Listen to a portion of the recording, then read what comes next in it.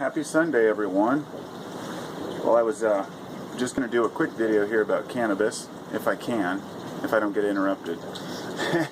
I was just talking with a friend who is coming from, he's out of town right now, he just came back in, and he said that he brought two things. He had a clone of a Black Betty, which is a clone-only strain that goes around Oregon and the Pacific Northwest. And he also said he was going to bring me some Terpenator, which is a terpene enhancer. And terpenes are scents, essential oils, if you will, resins. Trichomes would increase their resin production, supposedly. And so I did a little research on it. First I said, I don't want to put anything on in my cannabis. I don't know what it is. I can't, And then I researched it a little bit, found out that it is derived from plant sources, which doesn't really mean much, but you still don't know what's really in it. Anyway, you put this stuff in there and it's supposed to increase resin production. So I saw a YouTube video where a grower had actually done a side-by-side comparison, and he went in and had it lab tested. One was 19%, one was 23%. Now I know compounds vary within plant to plant, but when you're going with the clone strain, you're growing them in the same bloom room, that's a pretty significant increase in terpene production and bringing resins forward, THC, CBD. So I had some questions about resin production, and I started thinking about this and what really determines it. And I'm still a little bit reluctant and skeptical to use any type of a product that might enhance terpenes, but hey, if it increases production and it's harmless, why not? I guess the thing that's really got me lately was my research into UV light last year and how it affects resin production, why outdoor cannabis seems to be so much superior. And a lot of people would disagree and say indoor cannabis is always better. Well, I'll tell you, indoor cannabis always looks, smells, and just tastes phenomenal, but outdoor cannabis seems to have, for some reason, even with less sun, with less light, even with a lot of shading, phenomenal resin production. And that's because it's resisting wind, pests, as well as various fungal attacks, molds, and UV light.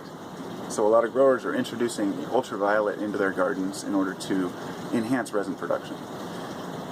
Sodium vapors put off very little UV light. I actually leave the covers off of my grow lights. I have horizontal lighting, and I leave the glass covers off because that inhibits just that much more of the UV light. And anything I can get, every extra bit of light. I mean, I think glass covers are a huge. I'd like to do my own light test, but to see, how much is actually lost. But point being that adding a little bit of UV light to your garden can make a huge difference in resin production. And what we're trying to do is get the plant to want to fight off its natural enemies.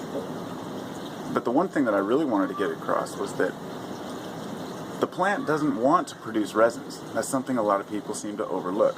Plants produce resins because of their genetics, and it's a defensive mechanism against bugs, against animals, against wind and disease.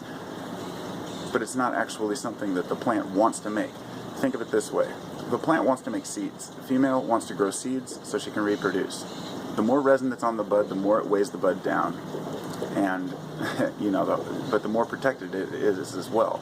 So, it's kind of an iffy thing of whether or not the plant wants to produce more resin or less, but I would say that simulating those natural outdoor, shall we say, pests, diseases, whatever, can actually enhance resin production indoors. People understand the stressing a plant produces more resin. Those who have left their plants unattended and found that one in the corner that actually got too dry and didn't get watered in time, they find out that one has the most resin. Stressful conditions create more resins. If a plant's growing readily and easily and it's smooth and it doesn't have any resistance, it doesn't need as much resin.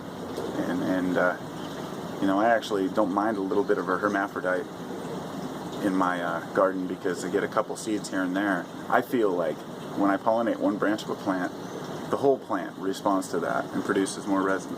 I don't know if this is true or not, but so the whole idea is we're trying to increase the resin production, but at the same time we're forgetting one main point. It's not about resins themselves, it's about the active components, and it's not just THC.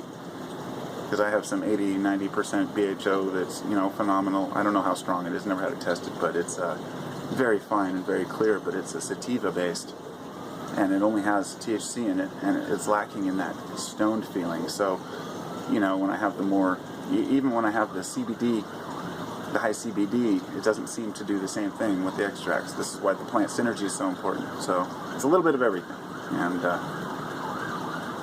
whole plant works together to create this amazing feeling, this amazing component. I mean, I'm overwhelmingly in love with terpenes and with the smell of cannabis. Sometimes it's lavender, it can be grapefruit, you know, sometimes it's minty, sometimes it's piney. So many different flavors, an endless palette. And you can use those terpenes to determine the value of the cannabis medically. You know, if it's a spicy weed, if you just stick a bud in your mouth and taste it, if it's spicy and it kind of burns your mouth, tastes like ginger, those are the ones that are good for gastrointestinal things, issues with stomach problems, ulcers, whatnot, whatever people want to happen to use it for. Certain other ones that have more like a lemony smell or a de-limonene smell, they tend to be more uplifting and euphoric. And so the terpenes are the future of cannabis. And no matter how we look at it, we're never going to find the true answers to how cannabis works by just studying the active resins and cannabinoids. We're going to have to figure out what these terpenes do. And we're working on it. And I'm grateful to live in a time when we can actually learn about these things. So if anybody out there has used any terpene enhancers, let me know what you think. I guess I'm just going to have to experiment myself. Here's a compost pile over here.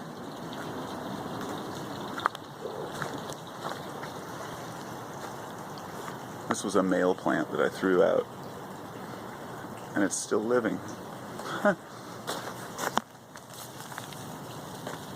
See if I can see any male flowers here. Yeah. Wonderful terpenes. Anyway, namaste everyone.